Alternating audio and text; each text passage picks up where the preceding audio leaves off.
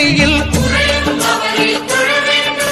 சூரியன் முதலாய் 9 கிரகமும் பலவித குணங்களை கொண்டிருக்கும் எங்கள் கற்பக தருவில் அவை வரும்போது ஒன்றாய் சேர்ந்து பலனளிக்கும்.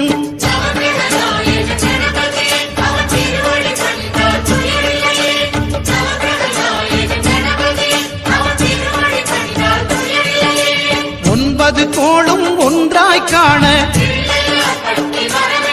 அங்கு கற்பகம் என்னும் கடவுளின் மெய்யில்